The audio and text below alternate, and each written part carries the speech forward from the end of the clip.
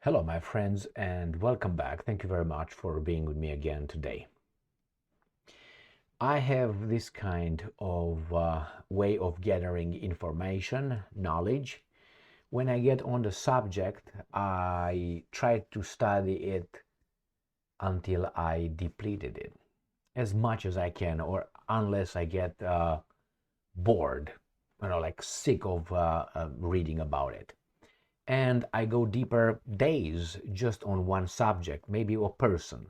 And I try to read or listen on like YouTube and other sources, listen and read online about that person until I know everything that I need to know or I'm not interested anymore. And then I move on to something else. So it could take, let's say, in this case, the former president of Iran, Mahmoud Ahmadinejad. I think I listened and I read about him, but I listened, let's say, I watched, I don't know, at least between 70 and 100 maybe videos, if I don't even know, with interviews and talk shows talking about him. I read articles about him. So I saw him how he answers certain questions when he's asked by weasels from the Western media. And I have to tell you that he's a very, very intelligent person, Ahmadinejad, former President Ahmadinejad. And the way he plays with the weasel, disrespectful, rude interviewers from the United States of America, Great Britain, wherever they were sent to catch him, to make him say sorry, or catch him with something silly or stupid. Or it was a kind of a character assassination attempt by these weasels in the media. So I have here a little video with an idiot. His name is George Stephanopoulos. Is that how it is? Stephanopoulos? Yeah. He was a Clinton sucker, a brown noser, campaign guy. He's got to be at the White House as an advisor, senior advisor. And then from there, he jumped ship as in the media, shaping our opinion, or their opinion, actually. So he interviewed Stephanopoulos, and this time, former President Ahmadinejad. He interviewed him on at least 2 times that I know of. But this one, I think, is the early one. And one time, I think it happens in New York at the United Nations when he visited. Right now, I think this is in Iran. I'm not certain. Doesn't really matter.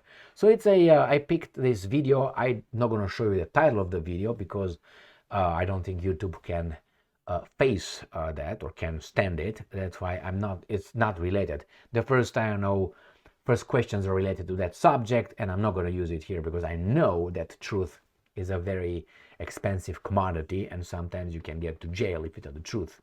So here we have Stephanopoulos asking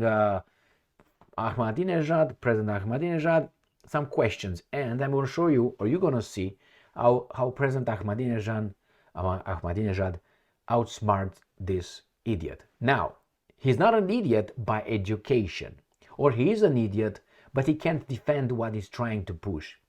For instance, it's like you have I don't want to insult any car, but I'm going to use a car. Let's say, what car should I use? An ugly car, an old car, a car that is not that good. Let's say a car that is not good. Let's put a Honda Civic. No offense. And you have Honda Civic, and you have here, I don't know, a Bentley. And you talk about their, qualities or ups and downs. You can't compare them in many things. I mean, you can compare them, obviously, but it depends what you're looking for. Consumption, Honda Civic is going to definitely better. But if you want to push that Honda Civic is more comfortable than a Bentley, you can't. So Stephanopoulos and others are trying to defend a narrative that's undefendable because the truth is out there. And if the person who's interviewed knows the truth, is going to smack you on your own show. So it's exactly what happens with Stephanopoulos, who is educated at Oxford, I think in England. So he's a smart guy. He's got a master over there. That's why for me, when I hear the Ivy League schools here, I'm like Harvard or Yale, I'm thinking, do you know that George W. Bush, the idiot, the second one, the idiot one, passed through those universities? Do you know that Obama was at Harvard? Yeah, Obama. Yeah, I'm not very fond of his intelligence, okay, or knowledge, either. So, do you know these guys? So how in the hell they weren't over there? And many others. I'm not gonna give names. It's too enough. No, let me show you this segment. It's about 2 minutes, 3 minutes. So this guy tries to get President Ahmadinejad, and President Ahmadinejad is gonna fuck him up. Let's see. President Obama's new effort is repeating the mistakes of the past? Well, I am yet to have a clear idea about Mr. Obama's Palestinian policy. See, that was smart as hell. He said, I'm not sure. Many people try, when are asked a question, to have an opinion. Like, do you think it was the Big Bang? Big Bang Theory? Do you believe in that one? And you say, well, who created this world? Isn't it God? Well, the fact is, I don't know. I'm not gonna, you know what I mean? I don't know. I'm sure that was not that one. That's for sure. So let's go back to these guys. So the same, this guy says, well, I don't know. I'm not certain. I need more time to figure out who this Obama is.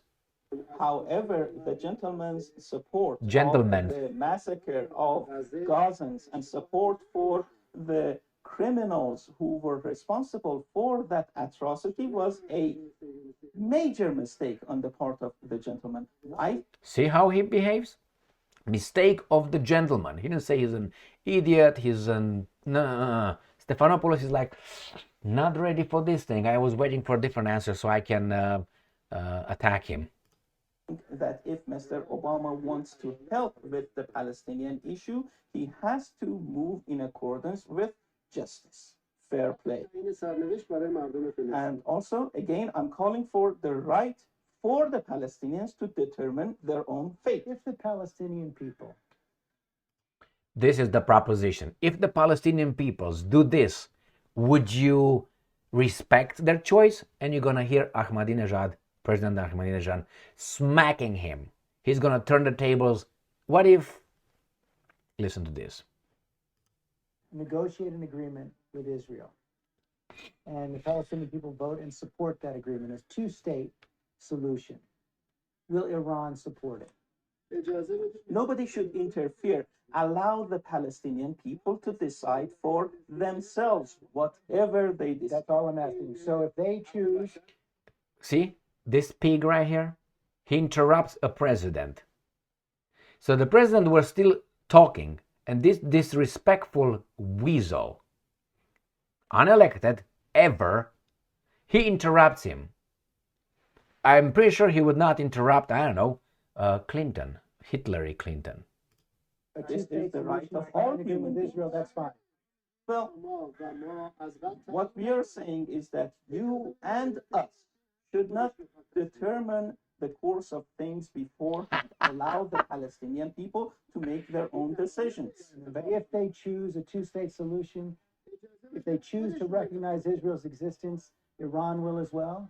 Let me approach this from another perspective. If the Palestinian people decide that the Zionist regime needs to leave all Palestinian lands, would the American administration accept their decision?